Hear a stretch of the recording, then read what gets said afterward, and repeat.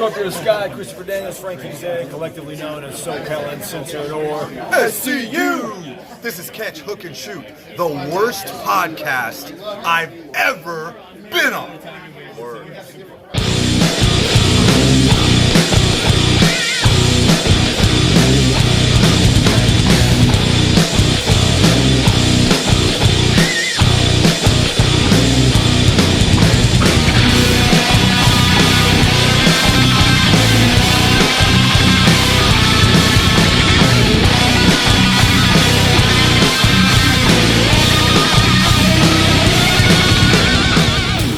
What's going on, everybody? Welcome to Catch, Hook, and Shoot. Today is Sunday, February the 2nd. For all you NFL fans, it is Super Bowl Sunday. Want to thank everybody for listening, watching, and subscribing on Spotify, Apple Podcasts, wherever you find your podcast, TuneIn, Stitcher, SoundCloud, Podbean, and any place else, and as well as YouTube for the video feed. Make sure everybody's following on social media on all platforms. You can find the show at Catch, Hook, Shoot. Head over to patreon.com/catchhookshoot for all your bonus content. Going to be making some changes over there in the coming week or so. So keep an eye out for those. And prowrestlingtees.com/catchhookshoot is where you go for all your t-shirt needs. And if you ever want to send an email with questions, comments, or anything for the show, it's catchhookshoot@gmail.com. So let's jump right in all of the wrestling action for this week. Got a huge packed show for you guys today. So let's kick it all off as we always do with the match of the week.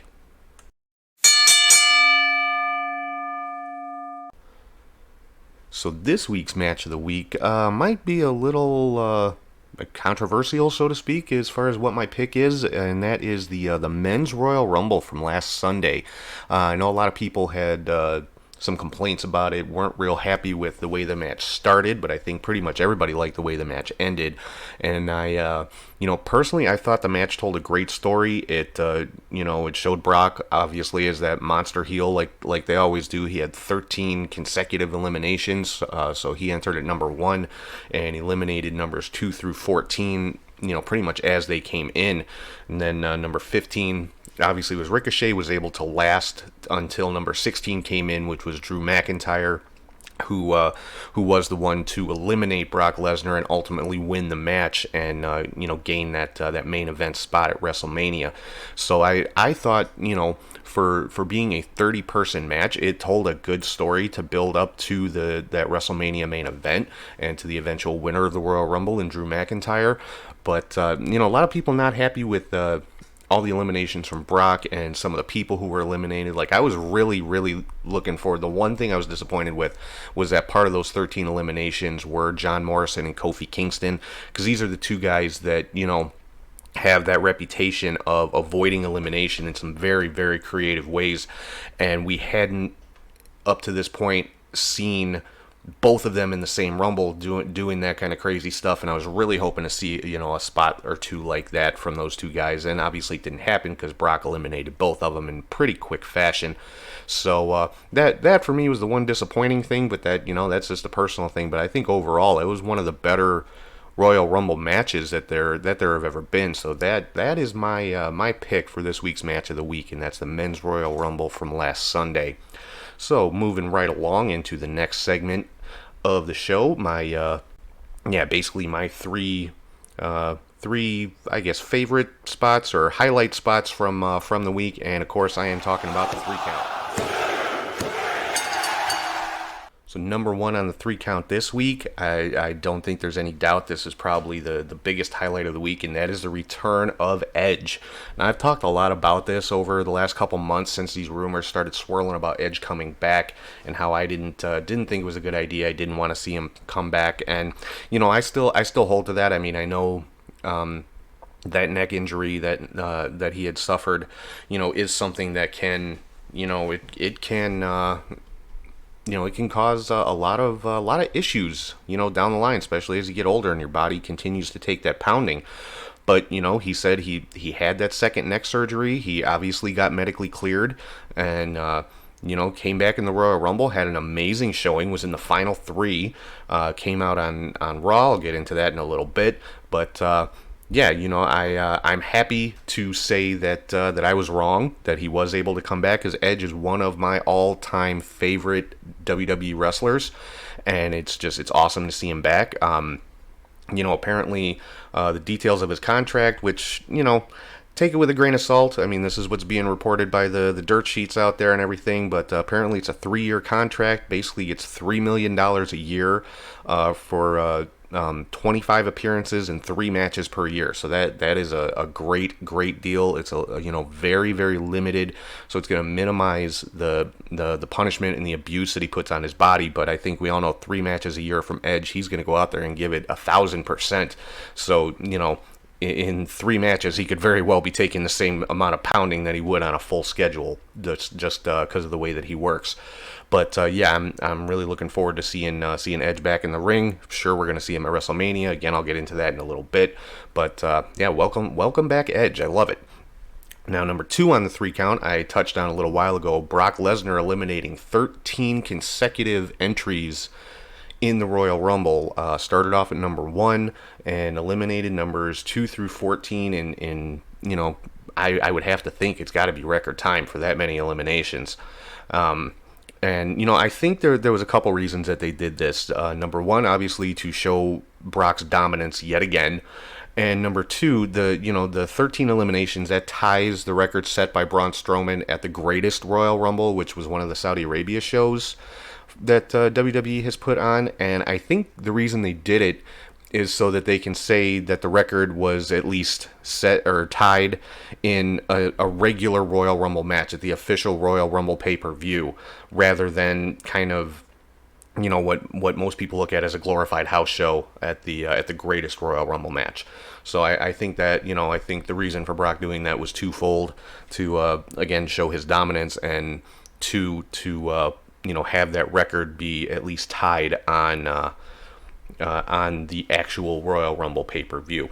Number 3 on my 3 count this week is Randy Orton attacking Edge at the end of Monday Night Raw. Now, if there was any doubt about Edge being in, being cleared and being healthy and being in ring shape and able to do some of the things that he used to do, I think that doubt was erased Monday night, because Randy Orton just showed no mercy on Edge whatsoever. Lots of chair shots to the back, a concerto, a one-man concerto in the middle of the ring, had Edge carted out on a stretcher and taken out by an ambulance and things like that. And if he wasn't cleared, if he wasn't healthy, if he wasn't able to take that kind of stuff, it wouldn't have happened. So I think that just goes to prove how hard Edge has worked to get back, and it's building the story more and more, because we're seeing that legend killer of Randy Orton come out again, and I'm certain this is going to lead to a WrestleMania match between these two, which Edge and Orton, you're talking about 2 of the greatest in-ring performers WWE's ever had. So that is going to be a fantastic match. I'd be very, very surprised if that is not a WrestleMania match with Edge and Orton.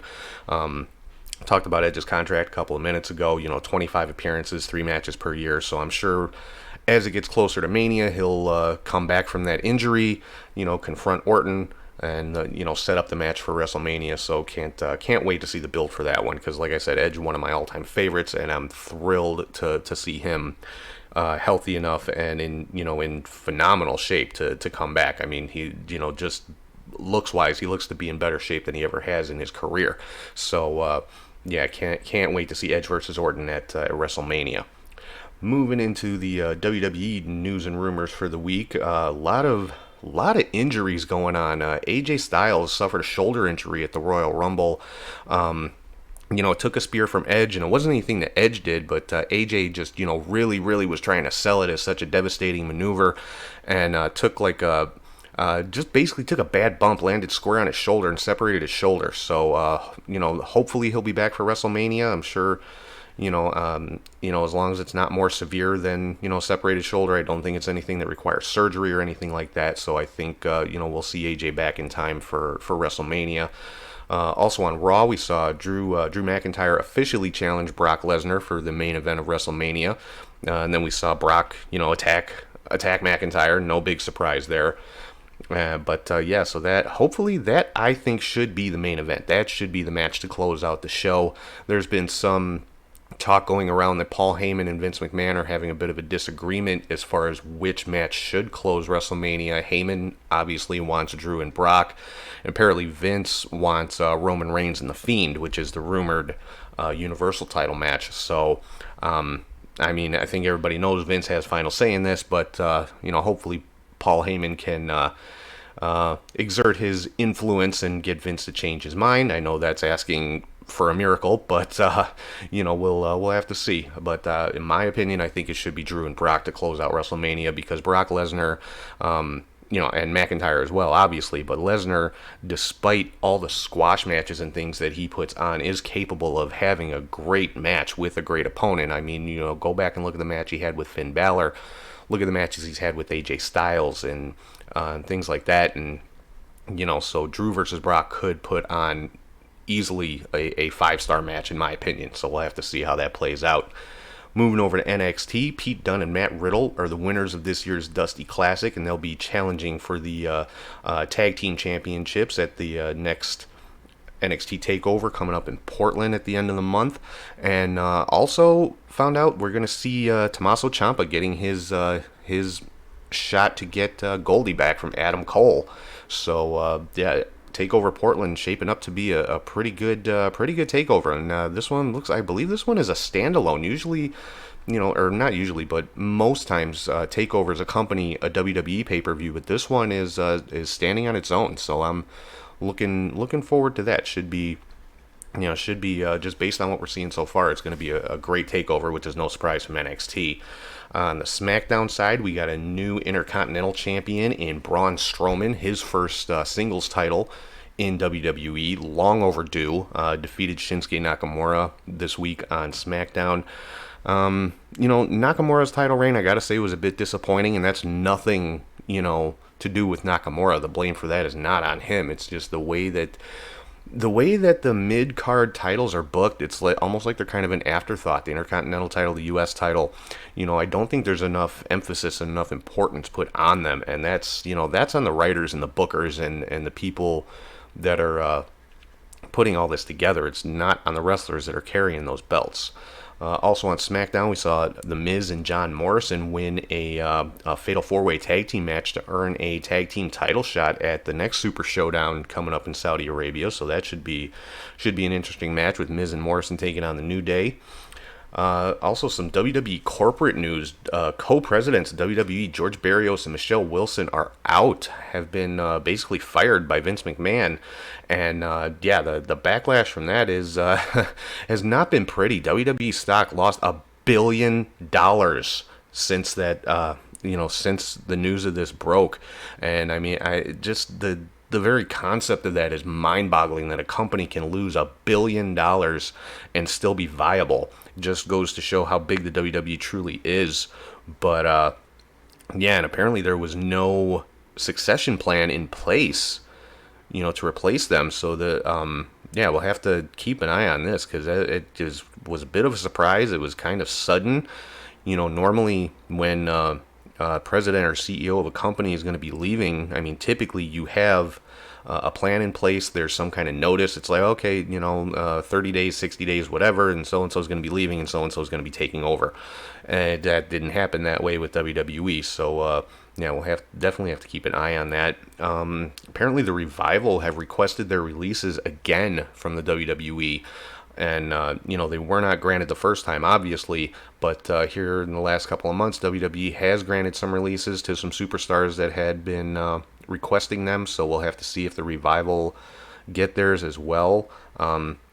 Can't say I blame them. I mean, WWE tag team wrestling is not a priority. It's, again, like the mid-card titles, it's kind of an afterthought, and there's all these cut-and-paste tag teams out there, like Seth Rollins and Buddy Murphy, the Raw Tag Team Champions, when you have established everyday tag teams like AOP and Viking Raiders and so many other great tag teams in WWE, and I just don't think they're being used to their full potential. So I can't blame the Revival for asking for their release. Getting into WrestleMania main events, the rumored main events, and when I say main events, I'm talking about the top titles, the WWE title, Universal title, the Raw and SmackDown women's titles. It's looking like, obviously, Drew and Brock, that's pretty much set. Roman versus The Fiend for the Universal title is the rumored match for that one. Now, for the SmackDown Women's title, the rumor is that Becky Lynch's challenger is going to be Shayna Baszler, which is interesting because there's been some kind of conflicting reports. Some saying, Shayna's going to go up to the main roster. Some saying she's going to stay in NXT. So we'll have to see how that one plays out. But I think Becky versus Shayna could put on a great match. And then as far as the SmackDown Women's title, it's looking like Bayley versus Naomi is going to be the match. We saw Bayley come out on SmackDown this past week, cutting a promo in the ring. Naomi came out, interrupted her, basically saying, you've never beat me, talking to Bayley. And so it looks like they're setting that one up. I don't know if that'll be at WrestleMania or sometime before then, but I would think, at this point, we're in WrestleMania season. So I would think they would build that one. Interesting part of this is Charlotte, the winner of the Women's Royal Rumble, is apparently going to be challenging Rhea Ripley for the NXT Women's Championship with her title match that she won with that Royal Rumble victory. That's definitely different. It's never been done before, so I'm curious to see how this is going to play out. I think Charlotte and Rhea would put on a great match.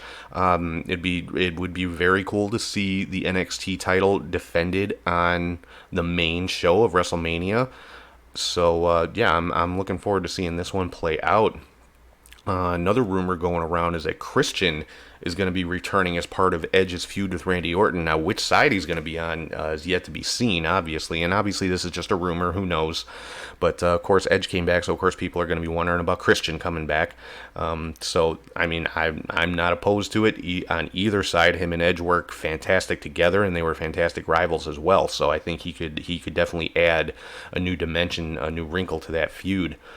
Talked about AJ Styles' injury earlier. Apparently, there were 6 head injuries this past week in WWE, which is kind of crazy.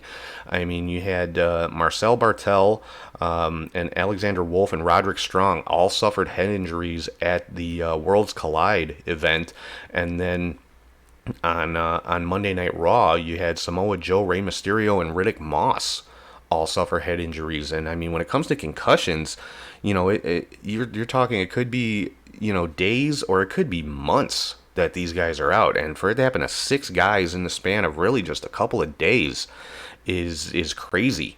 So hopefully, none of it is too serious. Hopefully these guys are back sooner rather than later. Hopefully they're not concussions. Maybe they just, took a bump to the head, and, WWE obviously being overly cautious with head injuries, as they should, pulled in Alexander Wolf and Samoa Joe's case, pulled them out of the matches that they were in, just to be safe. So that's definitely, a good practice on WWE's end.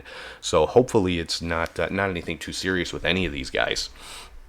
So and one thing I do have to make mention of is my predictions from the Royal Rumble. I had my best predictions to date for a WWE pay-per-view. I called 7 out of 8 winners from the Royal Rumble event, so I'm pretty happy with myself on that. And obviously, I've said many times, I'm not an insider. I have no sources inside WWE. This was just my thoughts based on what I'm seeing on TV, just like you guys. So for me to go 7 out of 8 including picking both Rumble winners, I'm very proud of that fact. So I'm just taking my kudos for that.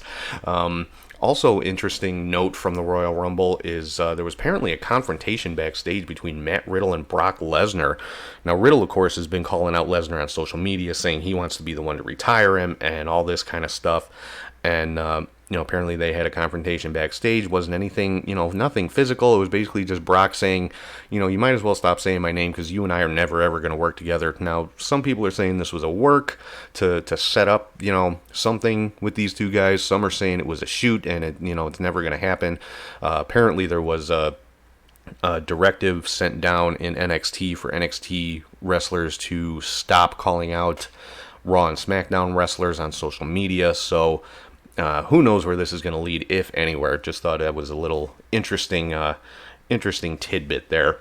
Moving into some AEW news and rumors, Brody Lee, formerly known as Luke Harper in the WWE, is rumored to be debuting for AEW in the very near future. The speculation is it's going to be in March when they have their first show in New York, because that is where Brody Lee is from.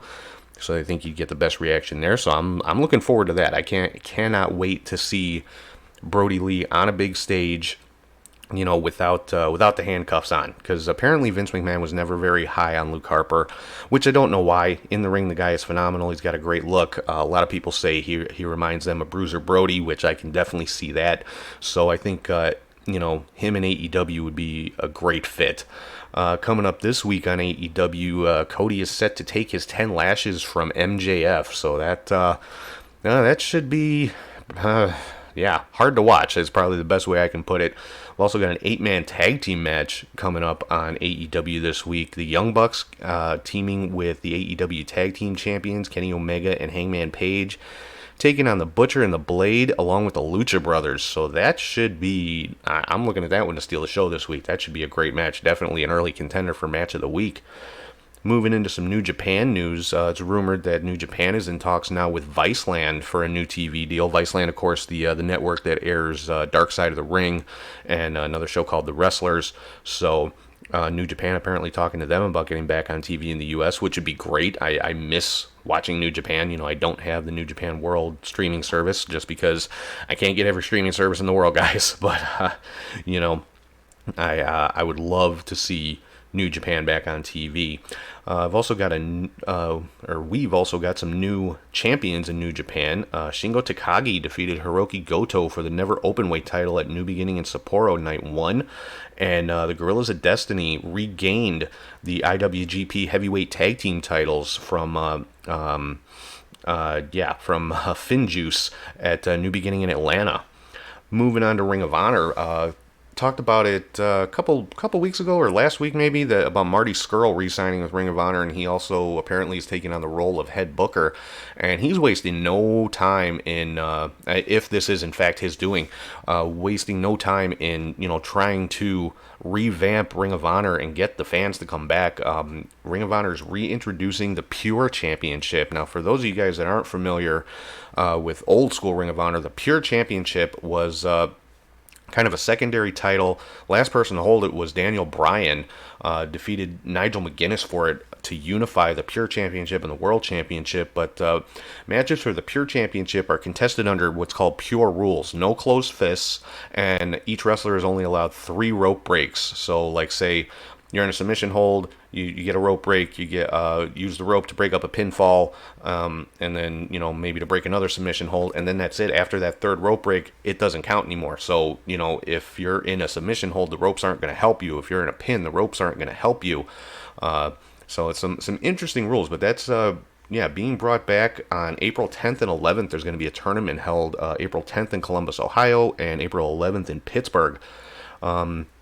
Also, for Ring of Honor, Supercard of Honor coming up on WrestleMania weekend, and big match announced for that, Ring of Honor versus New Japan. Marty Scurll taking on Jay White from the Bullet Club. That should be a great match to watch. And also another event that has been announced is it's called Past versus Present. A lot of past Ring of Honor stars coming back for this one, like Delirious, who still with Ring of Honor, obviously working in a backstage capacity, but doesn't really get in the ring too much anymore. So Delirious going to be on the show, and Alex Shelley, and a lot of old school guys taking on the current Ring of Honor guys. So that should be a fun show to watch. And then coming up this month at a show called Free Enterprise, which is a free show. So if I believe it's in Baltimore, if you're in that area, just get your tickets and go check it out, because the one of the matches announced for this, of course, Marty Scurll has a rivalry going right now with NWA champ Nick Aldis. So on this Free Enterprise show, it's going to be Scurll teaming with ROH World Champion PCO taking on Nick Aldis and Roosh. So that should be a great tag team match with those guys. Moving into Impact, they're gonna again, WrestleMania weekend. They have a show coming up. They're doing a TNA night, bringing back a lot of a lot of the stars from when Impact was known as TNA, Total Nonstop Action. So that is looking interesting. They're actually going to have an Ultimate X match, which they haven't had in a little while. So, and that was kind of, in the beginnings of TNA, that was kind of their hallmark, was the X division, that Ultimate X match. So that should be another fun show to watch. Getting into some MLW goings on, I just want to make mention of a match that took place on MLW this week. Actually, it was just posted yesterday on their YouTube channel with their most recent episode of Fusion. Simon Gotch versus Davey Boy Smith Jr. in a no-holds-barred match. No ropes. You can win by knockout or tap out only. This match was phenomenal. I mean, the week before, we had basically a hardcore bloodbath between Mance Warner and Jimmy Havoc, and this was the polar opposite of that. It was a straight, mat-based submission style match, even though it was no holds barred. It was a straight up wrestling match, and it was phenomenal between Simon Gotch and Davey Boy Smith Jr. I highly recommend you check that one out. Also announced by MLW, they have a new working relationship with another company, Dragon Gate from Japan. So MLW making some good relationships out there, working with AAA, now working with Dragon Gate. I would assume they're still working with Pro Wrestling Noah. I haven't seen anything to say that they're not. So MLW, making some good connections. Some NWA news, some more stuff about Nick Aldis and Marty Scurll. They will be having their World Heavyweight Championship match at the Crockett Cup coming up in April. Location to be determined, hasn't been announced yet. But Aldis, because of his victory over Flip Gordon at the last pay-per-view, got to name the terms of this match. And basically he's calling it a money-back guarantee, where if Marty Scurll really wants this match, he has to agree that if he loses, he has to refund every single ticket to every person in the arena. So that's interesting. I mean, I've heard of matches, where they put money on the line and things like that. But, this is an interesting little twist. So Scurll hasn't officially accepted yet, but I'm sure he will. So I'm definitely going to be watching this one closely to see how this plays out. We've also got a new NWA TV champion. Now, this match hasn't aired yet, but Zicky Dice defeated Ricky Starks at the TV tapings last Sunday. So that I'm sure that'll be coming up in the next few weeks on NWA Power. So that's pretty much all I got for news and rumors for the week. So for right now, I am going to kick it over to my buddy Charlie G, and this is this week's Indie Cut.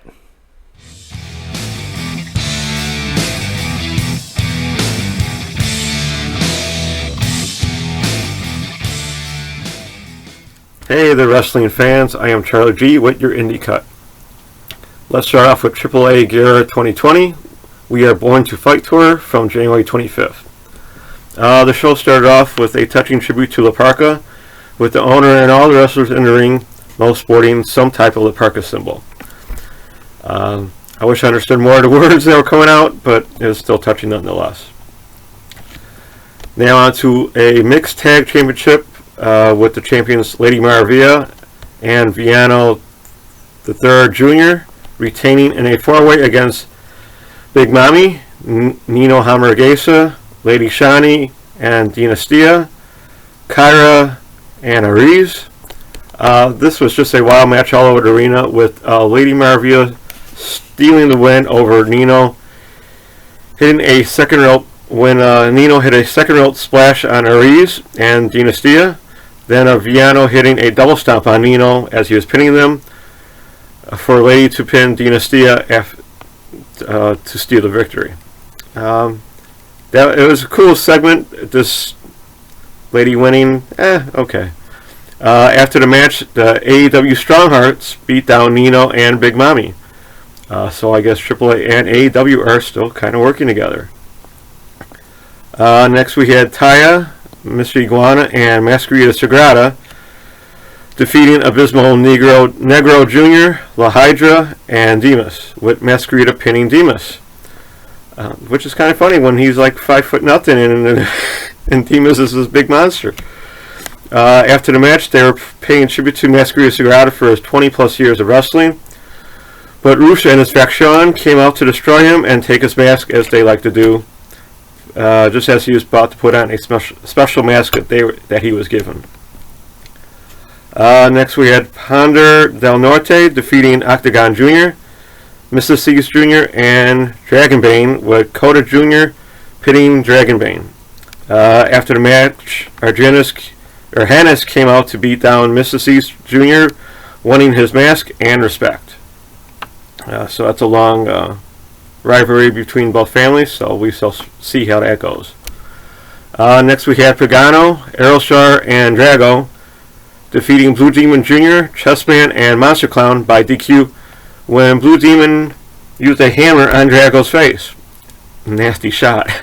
After the match, Psycho Clown and Murder Clown came out to help Drago and Monster Clown, who got knocked out by Blue Demon Jr. Looks like most of the clowns are making peace once again, so that should be good in AAA. Now on to the main event, which was Roosh, LA Park, and Bestie Del Ring versus Psycho Clown and the Lucha Brothers. This is a great match, of course, with all 6 of these competitors. Usually the referee Tarantes usually is the Rudos referee, but he was beat up and gave the win to the Lucha Brothers and Psycho Clown after the faction hit 3 low blows and unmasked everyone for a DQ loss.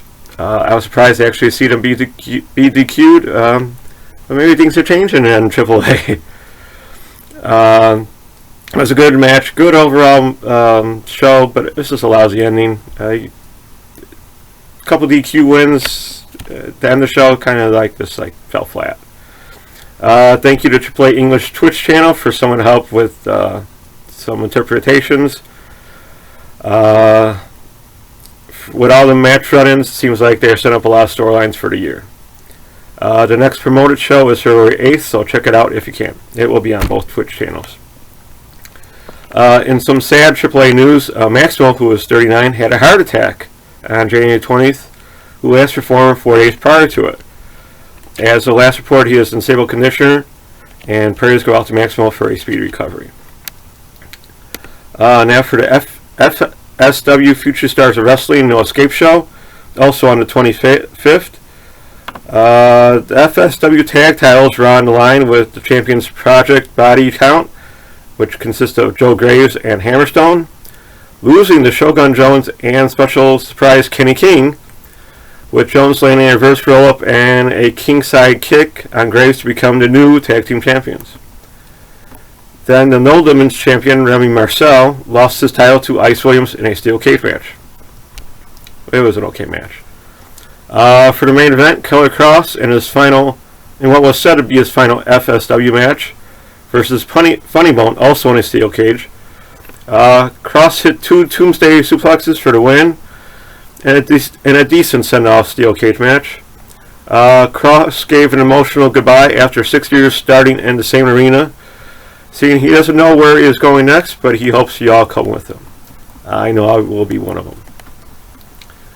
Now for some overseas news at Red Pro Wrestling Live in Huntington, also from the 25th. Shota Umino defeated my interview buddy Carlos Romo. There is a Red Pro Undisputed British Women's Title number one contendership 4-way match with Giselle Shaw defeating Debbie Keitel, Casey Owens, and Shanna. The SWE Speed King champion Ricky Knight Jr. retained his title against TK Cooper, and the Rev Pro Undisputed British Women's Champ Zoe Lucas retained against Millie McKenzie. Now we move over to Stardom 9th Anniversary in Osaka from January 26th. And the SWA Undisputed World Women's Title match, where Jamie Hayter defeated Utami Hayashi Shido to become the new champion. It was a quick in the week, so next week hopefully there's a lot more news. Finally, check in with Indie Mania with the semifinals and the final winners. Chris Bay, the number 2 seed in the Media division, lost to Matt Cross, the number 1 seed in the Dreamer division, and Warhorse, the number 2 seed from the Retro division, defeated Gentleman Jervis, the number 1 seed from the Power Division. The final match was Matt Cross versus Warhorse, 1 versus 2. And the winner of Indie Mania, who will be on the launch roster for Retromania Wrestling game, is Warhorse with a 55.8% win to 44.2 fan vote, the 4-1 Retro Studio vote, and Busted Open chimed in with picking Cross. So congrats to Warhorse. Indie Mania saw 46,270 fan votes throughout the tournament, which is an awesome turnout for an independent game voting aspect. Next week I will recap some Repro and Progress news along with the Freelance Wrestling Send in the Clown show from the Logan Square Auditorium on February 7th. That's a wrap for me. Happy wrestling, everyone, and back to you, Tom. Alright, so that's Charlie G with your Indie Cut. And moving right along into the next segment of the show. I took a little hiatus last week with this one, but for this week I could not resist this particular one just because it made me laugh so much, and I am talking about this week's Troll of the Week.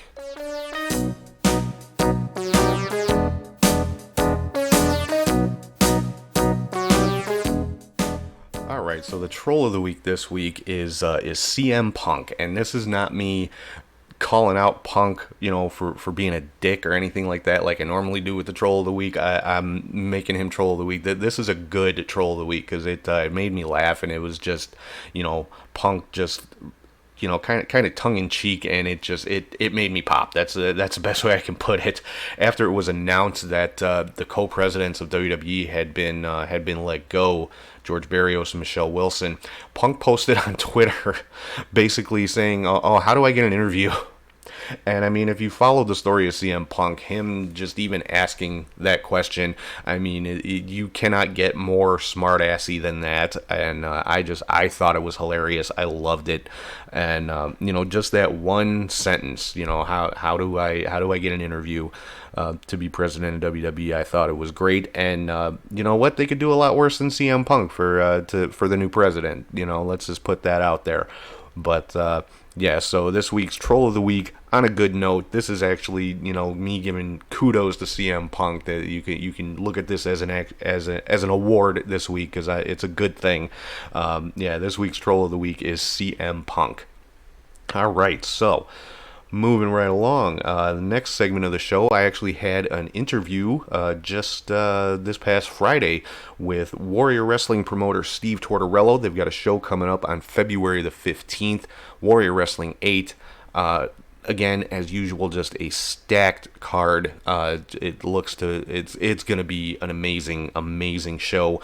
I will be there live again, doing play-by-play on the Podbean app. So if you can't be there in person, or even if you are there in person, download the Podbean app, listen while you're in the arena, so you can have some commentary. Me and Steve talk about that. We go over the entire card, everybody making appearances on the show. So check out this interview with Warrior Wrestling promoter Steve Tortorello.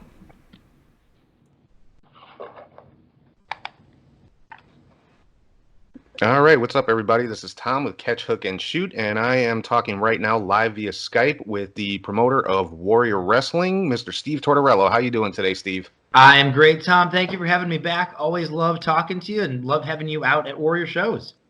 And I appreciate everything that you've done to help out the podcast here. Every time at Warrior, it's a great experience. Last time around, we did the live play-by-play. Got some great responses to it, and it was a blast. I mean, me and my buddy Charlie, who's actually a bigger part of the podcast now. He does all my indie reports, but he was the guy that was doing the color commentary with me, and we both had a blast. Yeah, I mean, we're always happy to have you guys out there, and I think the live commentary is a new wrinkle that's going to be really cool going forward. If there's anybody out there traveling or for whatever reason can't watch the video and can't be at the show, they can hear what's going on, and I think it's a really cool thing to offer the fans, and I'm glad that you guys pitched it. Yeah, and Charlie actually had a pretty cool idea, and I don't know what kind of delay there is with the live podcast, but he thought something cool would be like for people actually in the arena, Because that for me, that's one thing that's always kind of been missing. Like when I go to a live event, I mean, obviously it's awesome, but I miss the commentary. I like Yes. hearing the commentators. So if like anybody in the arena wants to, download the Podbean app and listen to our commentary while they're there live, that might be a pretty cool experience. Yeah, absolutely. I think a lot of diehard baseball fans do that. And I know WWE toyed with it at one point. I think it's a really cool thing. Yeah, and we're looking forward to doing it again at Warrior 8. I mean, it amazes me how much you guys outdo yourselves every time. I mean, you've literally got talent on this card from every major wrestling promotion in the world. That was the goal. We really what we try to do with Warrior Wrestling, and I came up with this analogy maybe a week ago or so, but we kind of try to be the train station that you've got all of these great promotions all over, and a certain match can't happen in Impact or in New Japan or in AAA or in Ring of Honor. But as those talents cross, we're kind of Grand Central Station. And you know what? We can do it in our train station. So it's really cool to be able to be the place, to be that outlaw island where we can put on these matches that you couldn't see anywhere else from people from all over different promotions. Yeah, and I mean, like one that jumps out at me, like right off the bat, and I picked this one as my match to steal the show is kind of an Impact versus Ring of Honor match, and that's Daga versus Jonathan Gresham. Yes. That is a I'm match that actually, inside scoop here, was originally slated to happen at Warrior Wrestling 5 in May of 2019. But for a couple of different reasons, Gresham couldn't be on the show. He ended up doing Best of the Super Juniors and a few other things. So we were excited about that match nearly a year ago. And then Gresham signed exclusively with Ring of Honor. And so we thought, oh gosh, we'll never get to do it. And through some negotiations with him and with Ring of Honor, all of a sudden it's possible again. And so we're really happy to offer that match because it's a match we've been excited about for nearly a calendar year. Yeah, and for me, I love Jonathan Gresham. I've never seen him live, so this is going to be a thrill for me. But like for my money, he is the best technical wrestler in the world right now. Yes, I really think that there is an elite few. And I think those few are Jonathan Gresham, Zack Sabre, and Alex Shelley. And to see Gresham in action is going to be incredible. On the same night, we get to see Shelley in action. Hmm. So if you like mat wrestling, Warrior 8 is your go-to. Yeah, and that's always been my thing. Like I love all wrestling, but my favorite is like the mat-based submission style of wrestling. That's really, what gets me. So I'm really looking forward to this one. And then, of course, I know what a big fan of the lucha style of wrestling you are, and you've always got some great lucha matches at Warrior. And this time, of course, no exception. Cavernario versus Templario. Now, Yes. I don't get to follow AAA and CMLL as much as I would like. I've Mhm. obviously seen Templario at the last couple of Warrior shows, and the guy Sure. is unbelievable. Yeah. And And the other one, the other thing too is Cavernario is kind of the big hot rising star in Mexico, and our audience knows Templario from our last couple of shows, and he had Soberano Jr. at Warrior 6, and then Jake Lander at Warrior 7, and our audience has learned, wow, Templario is amazing.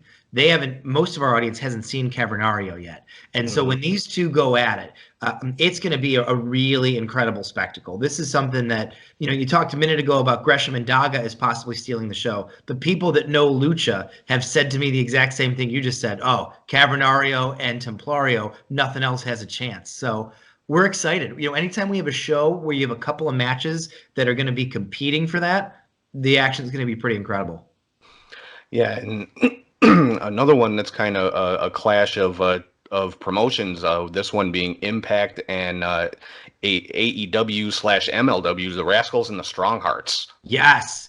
Yeah, so if you're a Japanese wrestling fan, Shima, who's the kind of the centerpiece of Dragon Gate for a very long time, he really originated the style of the Japanese strong style of kicks and speed that a lot of Americans have picked up on over the last decade or so. That much of that comes from Shima and from Dragon Gate, at least the modern version of it. Obviously, New Japan as well. And the Rascals, when they went to Dragon Gate a couple of years ago and trained, that is when their game jumped up. They went from very talented guys to incredibly polished, crisp, quick, unbelievable athletes. So a lot of their current status of who they are and what they can do comes from their time in Dragon Gate and with the Strong Hearts. And so Shima went on to form the OWE and then join AEW here in the United States. And so it's really this incredible clash in some respects, an American team versus a Japanese team, but their training and their styles are so similar, it's going to gel perfectly. And I think this is another one where people are going to be chanting, "This is awesome," when the time this match is over. Oh yeah, definitely. I'm looking for a lot of a lot of OMG moments in that particular one. That's gonna be calling that one live is gonna be hard to keep up with. I mean, calling the luchador match at the last one was Oh man. oh my, that was definitely a challenge. But I think we did all right with that one. So I'm looking forward to this one too. And then again, another, last couple show you've had a couple of Hall of Famers, in Mick Foley and Kurt Angle, and this time around you got Bully Ray, and he's actually got a match against Brian Pillman Jr. Yes. So the last few Hall of Famers were just kind of special attractions. Mick got a little physical and beat up Frank the Clown a little bit. Kurt not so much. But this time we've got a bona fide Hall of Famer who's gonna fight. And that's Hmm. the unique spin on this. Bully Ray, obviously, is Bubba Ray Dudley, ECW original and legend, and one of the corner pieces of that company. Then WWE, his huge run against the Hardy Boys, Edge and Christian, TLC matches, you name it. Hall of Famer in WWE, Hall of Famer in TNA when he reinvented himself as Bully Ray. Now he's tearing it up in Ring of Honor. This guy has been literally everywhere. He is one of the voices and minds of wrestling, and he's coming to Warrior, and he's facing Brian Pillman Jr., who everybody at Warrior knows is one of our favorite crowd, fan favorites. And not only is it a generational match, the young, up and coming, energetic Pillman versus the tough, brawling veteran, it's also got another layer to it because Brian Pillman's father and Bubba Bully Ray were contemporaries in ECW. They Right. shared the ECW locker room in 1996. And so now Bully is facing the son of somebody that he changed the game with. That's pretty darn cool, we think. Yeah, definitely. And Bully Ray, he's one of a very, very few guys who was part of a majorly successful tag team and then, went on to become a top singles guy. That doesn't happen very often. I mean, I want to say like Bully Ray, Edge, and Shawn Michaels are like the three top guys that have done that. That's about it. I'd maybe throw Jeff Hardy in there to some extent. But Hmm. yeah, I mean, Bully Ray, especially in TNA, and that long run he had where he reinvented himself as Bully Ray, either with aces and eights or just as the top heel in the company, his promo work was always unbelievable in ECW. Then all of a sudden in TNA, he upped his game even further and became literally the centerpiece character of the company. He carried that company for a couple of years there.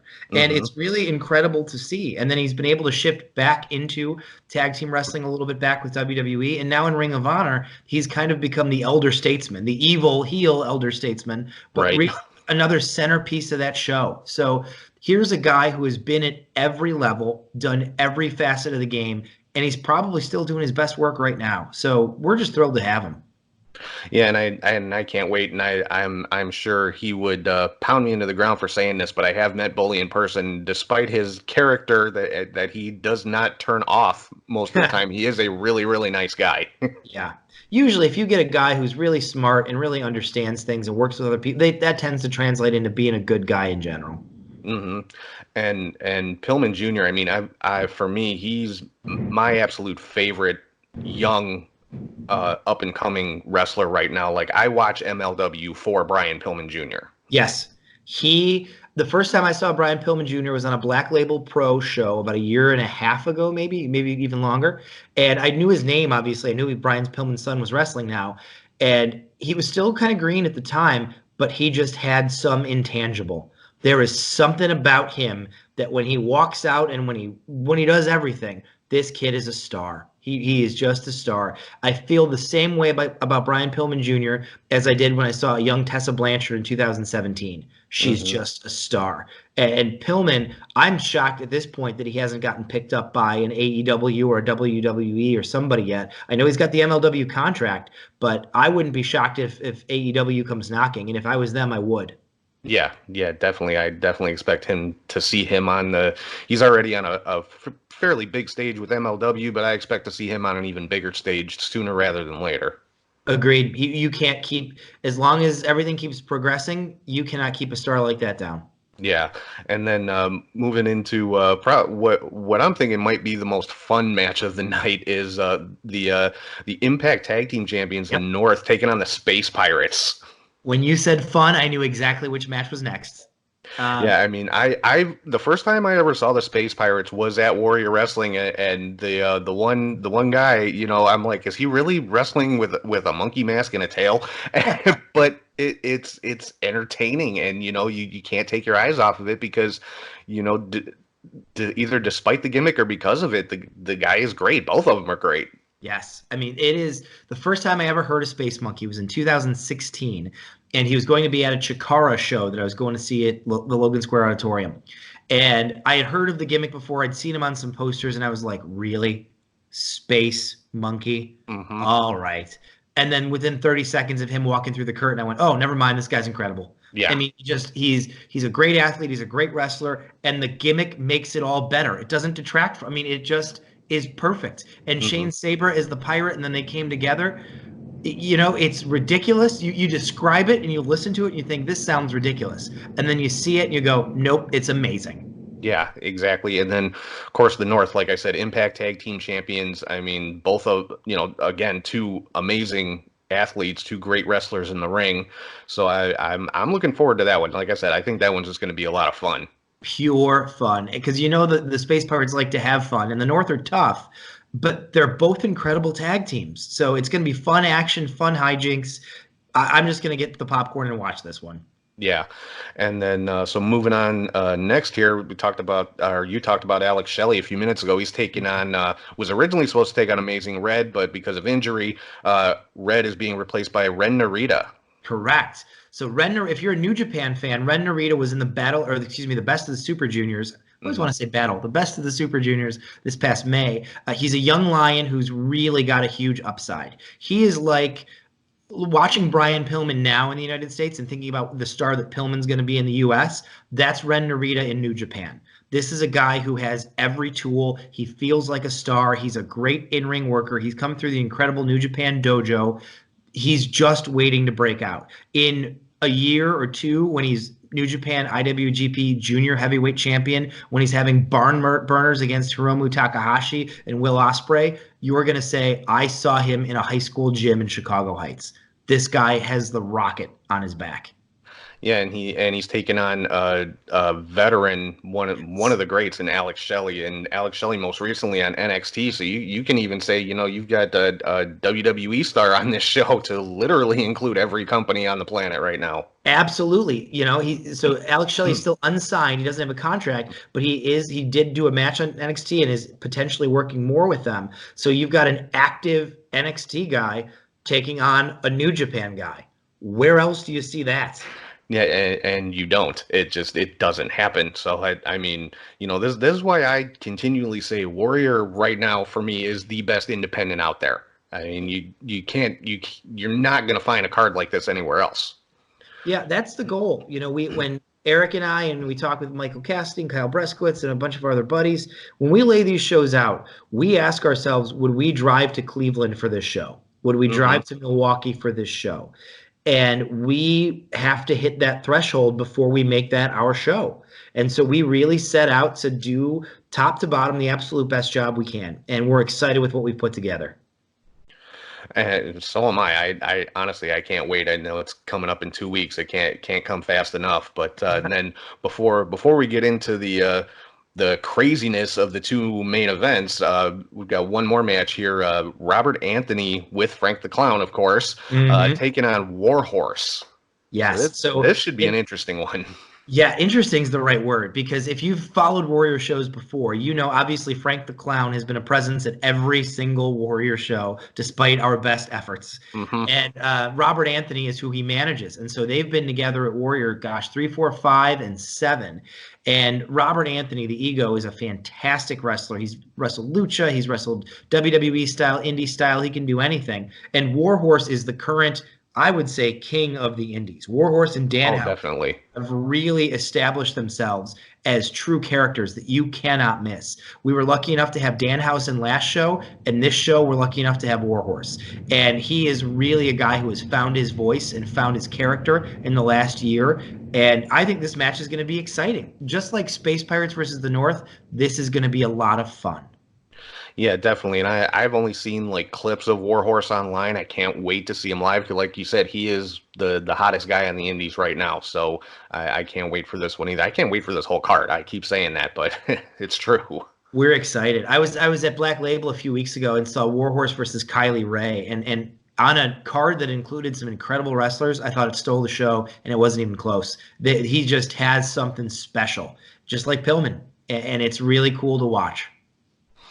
And yeah, talking about Kylie Ray, that moves us into our next match here. That this is crazy that you got two of these, but it's the War of Attrition match for the Warrior Women's Championship. So, explain exactly what a War of Attrition match is for those that might not know. Sure. So there's only been one before. We did it on Warrior Wrestling 2, and it's how we crowned our first champ, Brian Cage. The idea is you take 8 people from all different promotions, all different styles of wrestling, and you break them down one by one until you've got the one person who survives it all, the one who survives the war of attrition. And so it's a 3-fall match. It's 4-on-4, losers eliminated. Then 2-on-2, losers eliminated, then 1-on-1, and the winner is the champ. So in order to win that belt ultimately, or retain that belt potentially in Tessa's case, you need to be on 2 winning teams and then defeat your partner at the end. So come the second round, when the first 4 are eliminated and you're choosing your teams, the person who scores the fall gets to pick. You got to decide, do I want someone on my side who is going to help me win, and then I got to face him at the end? Or do I want the person that I think I can beat at the end? So there's a little bit of game planning in there for the person who scores the first fall. But whoever makes it to the end of that truly deserves the title, because they will have beaten 7 of the other best wrestlers in the world. Absolutely, and it puts the champion, in this case Tessa Blanchard, at a big disadvantage. I mean, you always hear about disadvantages in like triple threat matches and things like Yeah. that. Oh, the champion doesn't even have to get pinned. In a case like this, it's conceivable the champion may not even set foot in the ring and be Yes. and lose their title. Yeah, so Tessa, regardless of who else is on her team, in the first fall, she'll have 3 other partners. If one of them gets beat, Tessa's out. The belt is up for grabs. So Hmm. she will need to make sure that her team is on the same page, because otherwise, she's losing the title in the first fall. And are the now as far as the teams for the first fall, they're chosen at random? They are chosen at random and will be announced as the match begins. Awesome. And with this match, I mean, you've got a who's who of women's wrestling here. Like I said, Tessa Blanchard is the champion. You've got Taya Valkyrie from Impact and AAA, Big Swole from AEW, Kylie Ray, probably the top independent women's wrestler right now, Yep. Madison Rain from Impact, Britt Baker from AEW, Ray Lynn, and Tasha Steeles. I mean, this is an amazing array of talent in this match. Yeah, we're really excited. The 2 up and comers that people might not know are Raylan and Tasha Steeles. And Raylan is starring right now in Women of Wrestling WOW, which also stars Tessa Blanchard on Access. And Tasha Steeles is in the NWA. So she's Right. battled Thunder Rosa. She's battled a few other women in the NWA. And we wanted everything represented. So Impact, AEW, NWA, and WOW. And so we're really excited about the cross sections of women wrestling that are in this match. And we think that can only make the match better, the best of each world. Yeah, and I mean, like you said before, it excuse me, it is, truly just a clash of all different promotions and styles and everything. And this is another one. It's gonna be a crazy match to call, and I'm looking forward to this one as well. And then as if that's not enough, there's a second War of Attrition match on this Yes. show for the men's Warrior Championship. In this case, we're guaranteed a new champion. Of course, the current champion, Brian Cage, I think most people know by now, had a bicep injury, had to have surgery earlier this week, so he's not going to be cleared to compete at Warrior 8, so he's going to have to forfeit the title. Correct. He'll be there. He's coming. You know, when he called me to let me know that the injury was going to require surgery, and he did call me because Brian's a classy guy, and we talked about it. And he said, "Steve, I still want to be there." So he's coming. He'll be in a sling, but he is going to present that belt to the next champion. And then, as he told me, he's going to tell the next champion keep it warm because he's coming back for him once his arm is fixed. Yeah, and that when I shared that post on Twitter, I said the same thing. I'm like, I'm sure he's going to be coming back for his title come Warrior 9. So, Yeah. the new champ shouldn't get too comfortable. But an interesting twist on this one, since Cage is not able to compete in the War of Attrition match, he's going to be selecting his own replacement. Correct. So we had a long discussion internally with Cage out and a new champ guaranteed. What do we do with the eighth spot? Do we go get somebody else from elsewhere? Do we only run it with 7? And how would that work? And we said, you know what? There are all these other dream matches on the card. What if we took whoever was the most impressive person from earlier in the night and we said, you did a hell of a job. You get the eighth spot. You get your shot at the belt. We pitched that to Brian Cage literally, and he said, I love it. Let me pick him. We said, done. So Brian Cage is going to be scouting the show, and he will then choose from earlier in the show who he thinks deserves a shot at his renounced title. And honestly, with the amount of talent on this show, he could pick literally anybody, and it wouldn't be a bad choice. Yeah, it's funny. You know, I was talking to somebody online, and they said, "Well, who could it be?" And we were going back and forth. Maybe it'll be Shima. Maybe it will Hmm. be Bully Ray. Maybe it'll be Trey Miguel from the Rascals. Maybe it'll be Cavernario. Maybe Warhorse. Maybe Kylie Ray. You know, there's all of these options, and all of them are great ones. We talked about how incredible Gresham was. Can you imagine if it's Gresham? So there are Yeah, so many guys and girls that could slide into this spot and become a total wild card in the match. yeah, and you bring up an interesting point, and I don't know if I actually considered this, but he could conceivably pick a woman. What if he picks the winner of the women's War of Attrition match? You could have a double champion on your hands. You know what? We actually hadn't talked about that, but that's a possibility. Yeah, so that a lot of twists and turns in this one. It should be an interesting match, but aside from Cage, I mean the other 7 guys in this match, again, it's a who's who. You've got Andrew Everett, Alex Zane, Black Taurus, who's amazing from AAA. Aramis, who I'm not super familiar with myself, but then Sam Adonis, another Warrior Wrestling kind of mainstay, Mhm. great. I mean, just phenomenal in the ring. Lance Archer, what else can be said about him that hasn't been said already? And Michael Elgin. So I mean, this one is this match is going to be brutal. I think that's the only Yeah, way I can put it. somebody is going to get the snot kicked out of them. I mean, Adonis and Elgin had this bruising 20-minute draw at the last Warrior show. Zayn and Everett are unbelievable flyers. Lance Archer, as you said, what can you say? A total monster, 2-0 in Warrior. Black Taurus won the Lucha Scramble last time around. Hmm. Aramis, however you want to pronounce it, I've heard it all the different ways. He stole the show in PWG at the Battle of Los Angeles this past fall, and he's been back to PWG a few times, and he has really been just a breath of fresh air in a lucha libre, which is crazy because lucha is incredible to begin with. But Aramis is poised to take over. In fact, Phoenix at the Battle of Los Angeles got on the microphone and said, "Ladies and gentlemen, this is the future of lucha libre." So to see what he's going to be able to do with Taurus and Zayn and Everett and the Giant Archer, I can't even wait. Yeah, and that I mean that is high praise coming from Phoenix, who is pretty much the top guy in AAA. Yes. So that definitely is going to make me pay attention to this guy going forward. But yeah, so I mean, just like I said, a stacked card from top to bottom. Every major wrestling company in the world being represented. I mean, let everybody know, when and where and how they get tickets and where they can see it and all that kind of stuff. You've got it. So the show's coming up in a little over 2 weeks from tomorrow. Today's the end of January. It's Saturday, February 15th, and it's in Chicago Heights, Illinois, about a half an hour due south of the city, where all of our Warrior shows are. Tickets are at warriorwrestling.net. As with all of our shows, a ton of the revenue, actually all the revenue after cost, goes to Marian Catholic High School that hosts the shows where I'm the principal. So small things like our speech team runs the parking, and every $5 you give for parking helps send a kid to speech camp. Our concessions and bar all goes towards scholarships for kids at school. So it's a great cause. So if you weren't already thinking about coming out, come on out and support a great cause. Have something to eat, have something to drink. Follow us on Twitter, like us on Facebook, and come enjoy some great wrestling with us. And if you can't make it for whatever reason, you can't make it to the heights, you can watch us live on Fight TV, and then after the fact, we are on demand on the High Spots Wrestling Network. That's awesome, man. Of course, if you can't do any of that stuff, it'll be live play-by-play by me and my buddy Charlie on the Podbean app. Podbean, yeah. If you can't watch, or even as you mentioned earlier, Tom, if somebody's in the house and maybe wants to get the commentary while they're watching the matches, download the Podbean app. Absolutely. So I mean, there is no excuse not to follow this show one way or the other. There's absolutely no reason.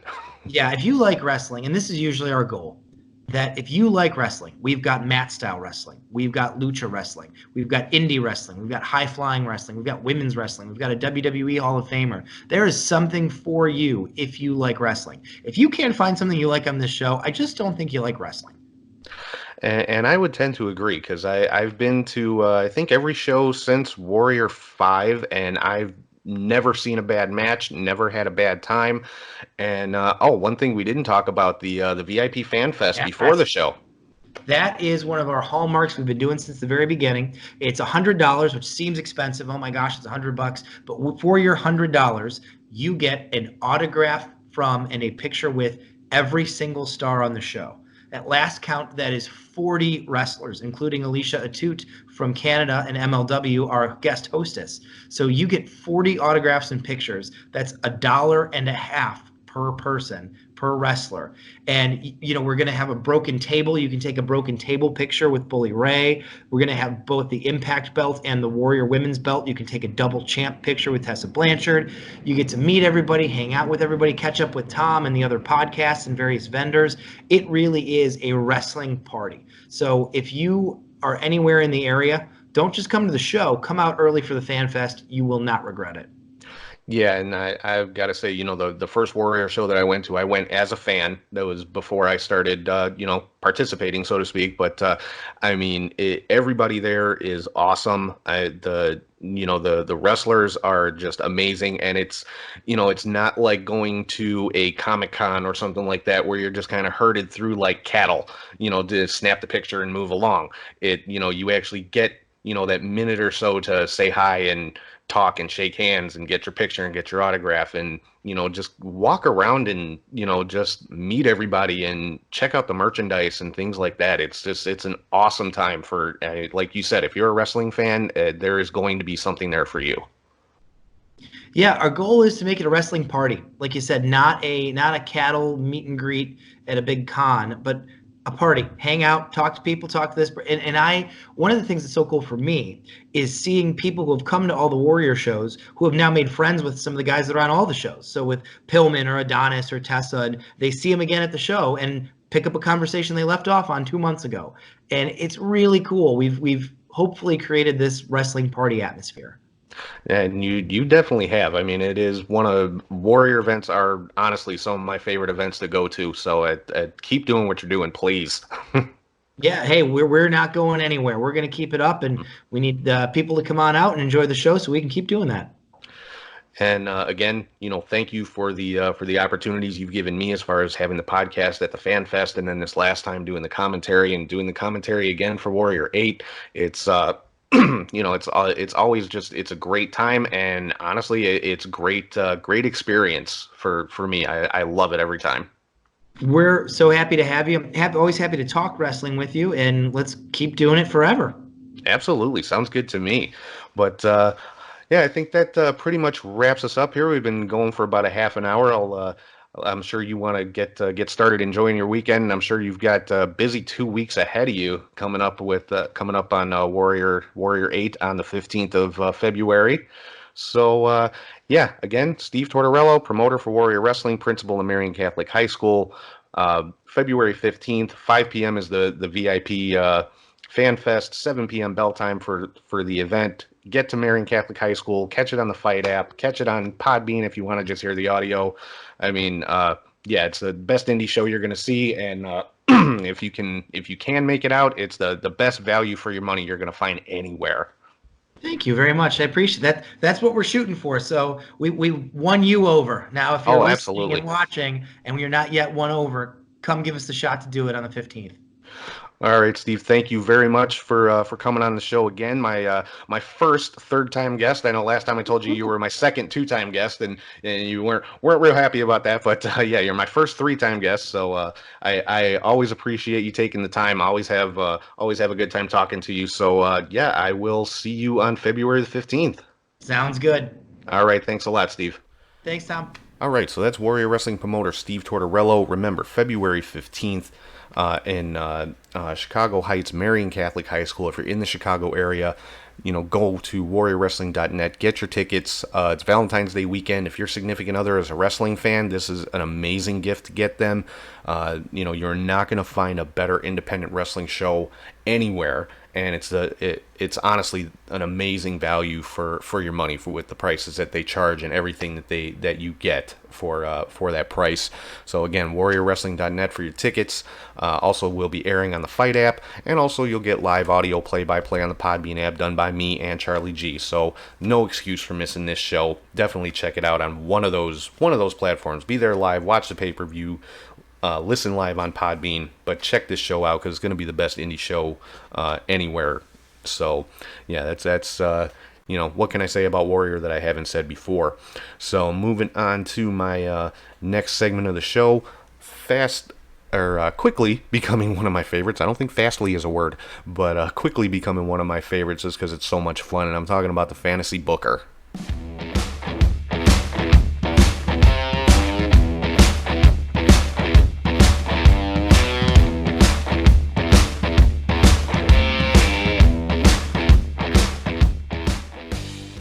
All right, so the Fantasy Booker this week, I actually touched on a couple of minutes ago when I was talking about Brody Lee, and this match is I think it would just be amazing to watch because these guys are so similar, and I'm talking about Brody Lee versus Bruiser Brody.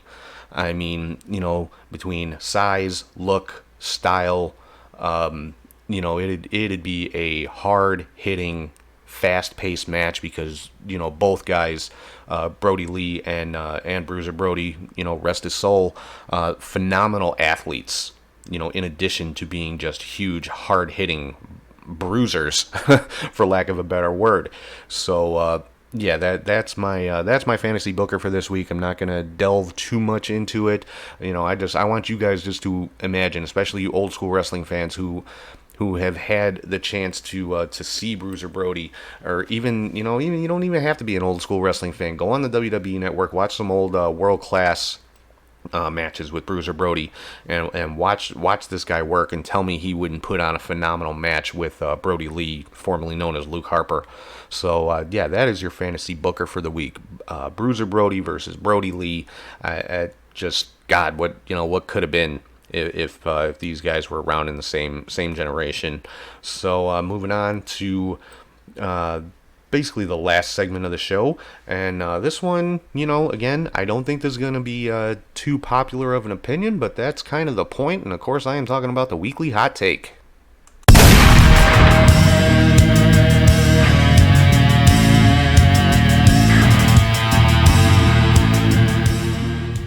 My hot take for this week is about Becky Lynch, and it's not something bad about Becky Lynch. I'm a huge Becky Lynch fan. My hot take on this is Becky Lynch right now is the face of WWE, like it or not. There's so many people out there that want to, downplay how important Becky Lynch is to the WWE or how good she is. They say, oh, she's boring, she can't wrestle, and there's people who say, oh, it's Seth Rollins' girlfriend, blah, blah, blah, blah, blah. Hey, you know what? Becky Lynch has been in wrestling for a very long time, been in WWE for a long time, and she has, earned everything that she's got. Go back and watch her progression in WWE when she came in, even into NXT. just watch her progression in NXT. And then when she was brought to the main roster, she was paired with Charlotte and Paige, two of the biggest women's stars in WWE, and she, kind of got lost in the shuffle and pushed to the background, and then, came to the forefront a little bit, had a title run. She was the first SmackDown Women's Champion, then she lost that title, and again, kind of faded away a little bit, and then had this huge resurgence with the invention of the man character for her, and she, I like it or not, she is the face of the company right now. It's not Roman Reigns. It's not Seth Rollins. It's not The Fiend, because The Fiend, as good as Bray Wyatt is, don't get me wrong, I love The Fiend character, but that's not marketable. You're not going to see The Fiend on Good Morning America or anything like that, but you will see Becky Lynch. She's got that John Cena type quality. She's got a great look. She's great with people. The majority of people love Becky Lynch. It's just the vocal minority on social media that want to downplay how good she is and how important she is to the WWE. But yeah, right now, the face of WWE is Becky Lynch. Like it or not, that's how it is. Me personally, I like it. I think it's great. I'm a huge fan of Becky Lynch. Maybe it's because I'm Irish too. I don't know. But hey, I think she's awesome. So that's pretty much that for the weekly hot take. One last thing I want to mention before I sign off. Wrestling Behind Ringside Hall of Fame. My buddy Archie Cowboy Coughlin, of course, host of the Wrestling Behind Ringside podcast, has a Hall of Fame ceremony every year. Nominees will be dropping this year on May the 11th. There will be 2 nominees per wing. Head over to WrestlingBehindRingside.com. Check out the current Hall of Famers and all the different wings that they have. Voting, there will be 2 nominees per wing. Voting will be on Twitter. There is a fans wing, which the nominees for that will be drawn from the Wrestling Behind Ringside Facebook followers. So, head over there, give them a follow, check it out. Archie knows his stuff when it comes to pro wrestling. It's a great podcast, so definitely, check that out as well. They'll also be unveiling what they're calling the Forever in Silver plaque live on Facebook the day that the inductees are announced, so which is to be determined. They haven't announced that date yet, but the nominees will be dropping on May the 11th. So make sure you're following Wrestling Behind Ringside on Facebook and on Twitter. Head to WrestlingBehindRingside.com, get all the info on that. Check out the current Hall of Famers, and follow along on social media. See who the newest batch of Hall of Famers are going to be for Wrestling Behind Ringside. So with that, I am going to sign off for today. I want to thank everybody again for tuning in and checking out the show wherever you find your podcast. TuneIn, Stitcher, SoundCloud, Podbean, YouTube for the video feed. Make sure you're following on social media on all platforms. It's at CatchHookShoot. Patreon.com/CatchHookShoot for all your bonus content. Like I said, there's going to be some changes coming to that in hopefully in the next week or so. So keep an eye on that. I'm going to make it a little more interesting, I think. So definitely keep an eye on Patreon.com/CatchHookShoot. Head to ProWrestlingTees.com/CatchHookShoot for all your t-shirt needs. And as always, if you ever want to shoot me an email, it's CatchHookShoot@gmail.com. So hope everybody has an amazing week, and I'm going to end the show kind of the same way I have been the last few weeks. Make sure that you're telling all the important people in your life how important they are to you. Make sure you're showing them how important they are to you, because you never know what's going to happen day to day. And to steal a line from JR, tomorrow's not guaranteed. So, forgive and, just keep the people that are important to you close to you, and let them know how you feel. Don't be, let go of your pride, and just don't be afraid to say, hey, you're important to me. So, with that, hope everybody has an awesome week. Enjoy all the great wrestling that will be coming up this week, and I will talk to you guys soon.